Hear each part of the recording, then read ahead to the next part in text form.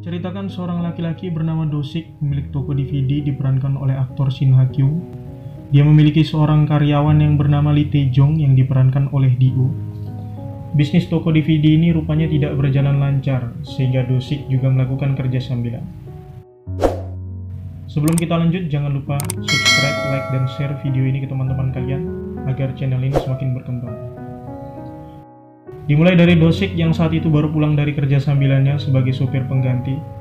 Dia pun kembali ke toko DVD-nya. Saat itu Lee Tae-jong seperti sedang mengaransemen sebuah lagu langsung menutup laptopnya. Dia diberitahukan bahwa besok akan ada pegawai baru.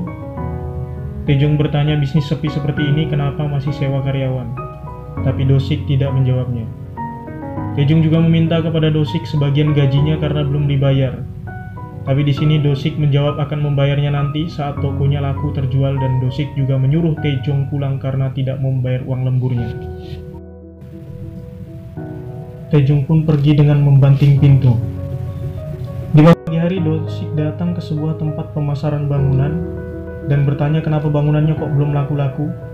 Pemilik tempat pun bilang harus antri karena banyak juga yang minta untuk menjual toko. Dosik pun menawarkan uang admin 2 kali lipat, yang penting tokonya cepat terjual. Tapi pemilik tempat menyuruh Dosik untuk merenovasi tempat tersebut dan membuatnya menjadi tempat bercocok tanam. Dosik pun marah karena dulu dia disarankan untuk membuka toko DVD agar untung besar, dan Dosik sudah menginvestasikan seluruh uangnya. Nyatanya itu tidak berjalan lancar. Scan berlanjut, Dosik kembali ke toko. Dia menjelaskan tugas-tugas kepada karyawan barunya yang bernama Han-wook, diperankan oleh aktor Kim Dok-young. Dia orang Cina yang sudah lama tinggal di Korea. Pergantian shift pun tiba. Tae-jong yang bekerja di siang hari menggantikan Han-wook. Scan berlanjut, Tae-jong pergi ke pegadaian untuk menggadaikan laptopnya karena sudah tidak punya uang lagi. Setelah itu dia mengirim beberapa amplop yang berisi lagu buatannya dengan harapan ada produser yang mau menerimanya. Lalu Tae-jong pergi ke sebuah tempat terpencil yang ternyata itu adalah sebuah tempat penyelundupan narkoba.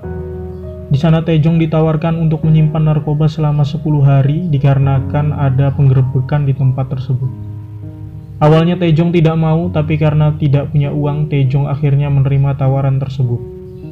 Tae-jong akhirnya kembali ke toko.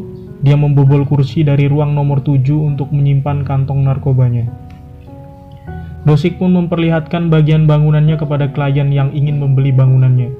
Saat itu klien mengeluhkan karena tidak ada lift di bangunan, dan saat klien tersebut mengintip melihat-lihat, ternyata di salah satu kamar ada sebuah adegan. Karena takut ketahuan ngintip, klien tersebut pun kabur, membuat toko DVD gagal lagi terjual. Dosik pergi ke tempat kakak perempuannya untuk makan. Di sana mereka membicarakan tentang bisnis Dosik yang tidak lancar. Kakaknya pun menawarkan Dosik untuk bekerja di rumah makan dengannya dan menjual bangunan miliknya. Dosik datang ke tempat pemasaran bangunan.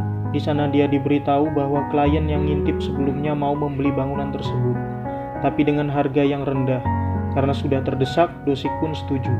Bangunan akan dijual dalam waktu 3 hari ke depan, dan juga Dosik diperingatkan jangan sampai ada masalah sampai bangunan terjual. Di malam harinya Dosik mengajak 2 karyawannya minum-minum di sebuah restoran. Di sana Dosik sempat ribut dengan pelanggan lainnya karena terpancing emosinya. Pertengkaran berakhir saat polisi datang. Tae-jong pun tidak peduli dan langsung meninggalkan mereka. Saat pulang, Dosik memberi uang kepada Han-wook, dan ternyata besoknya uang tersebut dibelikan makanan untuk Dosik buat sarapan bersama. Saat Han-wook mulai bekerja, dia melihat tetesan air yang banyak dari atap. Dia memberitahukan hal tersebut kepada Dosik.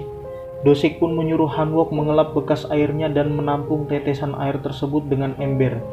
Dosik meninggalkan Han-wook karena ada telepon berdering. Dosik mengangkat telepon tersebut dan dia diberitahukan bahwa pukul 2 nanti tokonya akan dicek. Tiba-tiba listrik padam, ternyata Han-wook tersetrum saat membersihkan genangan air.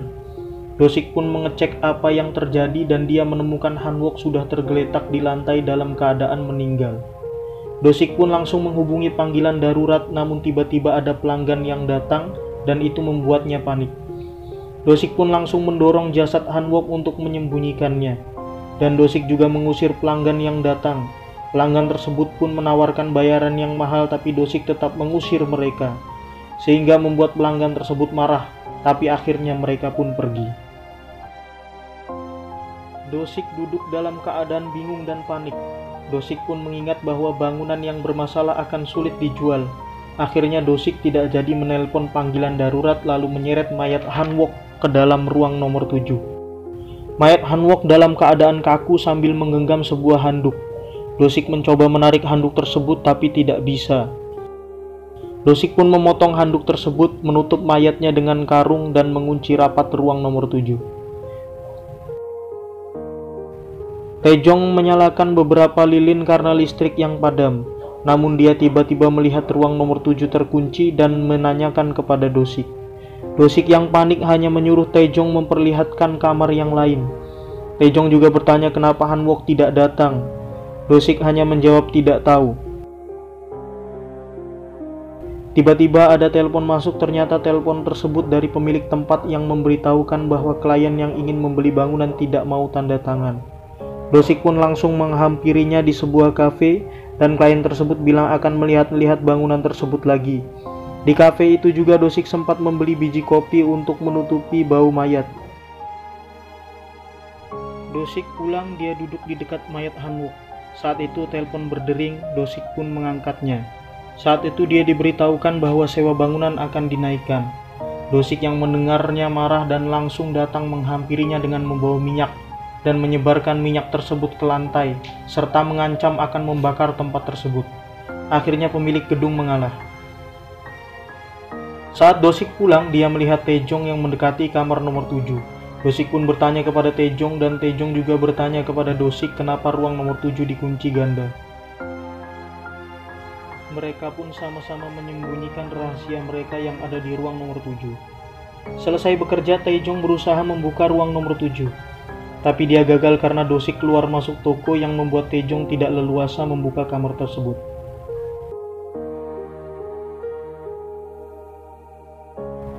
Di malam hari, Dosik membakar arsip-arsip yang berhubungan dengan Han Wook sambil menangis.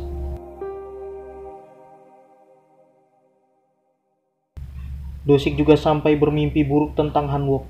Akhirnya Dosik menutup pintu ruang nomor 7 dengan rak.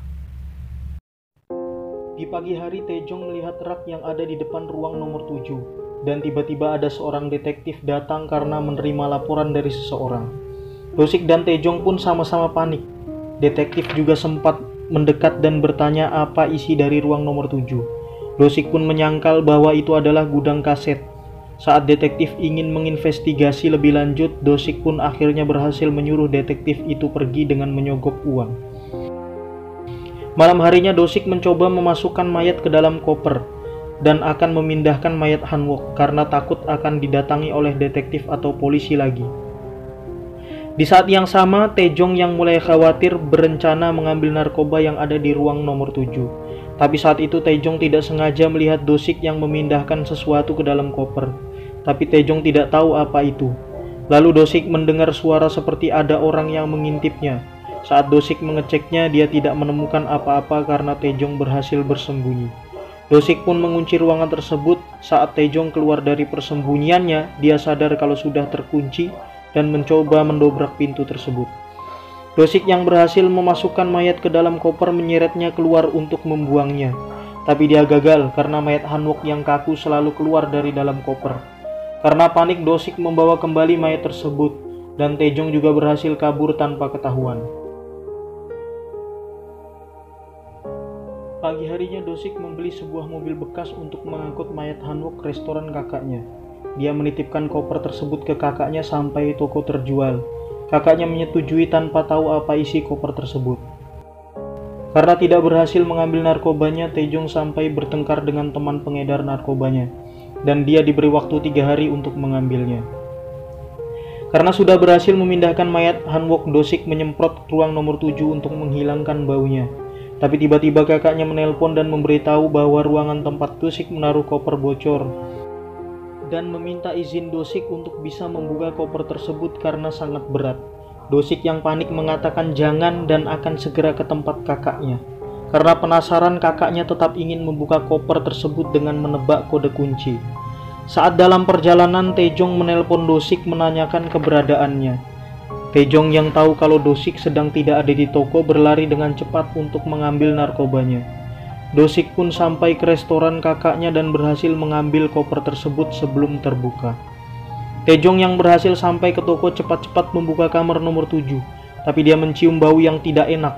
Di saat dia ingin mengambil barangnya, dia kaget dan ketakutan karena dia melihat ada mayat di dalam koper. Tiba-tiba Do-sik pun datang dan mereka pun ribut sampai terjatuh di atas mayatnya Han-wook. Mereka yang sama-sama ketakutan pun berdiri. Taejong bertanya di mana barangnya, tapi karena Do-sik tahu itu narkoba, dia bertanya kepada Taejong di mana mendapat barang itu. Taejong akhirnya mengancam Do-sik dengan pisau. Do-sik pun membuat kesepakatan akan mengembalikan kalau Taejong mau membantu mengurus mayatnya Han-wook. Setelah itu mereka sama-sama menaburkan kopi di sekitarnya mayat untuk menyembunyikan baunya. Mereka pun saling bicara dan Taejong menjelaskan kalau dia punya hutang dan kekurangan uang sehingga terpaksa membuatnya menjadi kaki tangan pengedar narkoba. Do-sik kembali dari kantor pemasaran. Saat itu dia melihat ada banyak polisi berada di tempatnya. Do-sik mencoba mencegah polisi-polisi tersebut dan melindungi ruang nomor 7. Saat ruang tersebut dibuka dan dicek oleh polisi, mayat Han-wook sudah tidak ada. Saat Do-sik bertanya kepada detektif, ternyata polisi-polisi itu mencari Taejong karena mencurigai adanya narkoba. Saat polisi-polisi itu pergi, Taejong pun kembali dan meminta barangnya. Do-sik juga bertanya di mana mayatnya. Terjadi perselisihan dan mereka pun bertengkar. Sampai akhirnya mereka berdua lelah. Akhirnya Do-sik menyerahkan barangnya dan Taejong mengembalikan mayatnya. Gedung pun terjual dengan harga yang rendah dan pengedar narkoba juga tertangkap. Setelah semua selesai, Taejong dan Do-sik memasukkan barang-barangnya ke mobil dan juga mayat Han-wook. Mereka pun pergi. Taejong berhenti di loker umum, mengambil barangnya dan menuju sungai untuk membuangnya. Do-sik yang dalam perjalanan tiba-tiba terkejut melihat ada Han-wook di kursi belakang. Do-sik pun berhenti dan menangis atas apa yang terjadi. Film pun selesai. Jika kalian suka dengan video ini, silakan subscribe dan like sebanyak-banyaknya serta share ke teman-teman kalian. Oke, sampai jumpa di video berikutnya.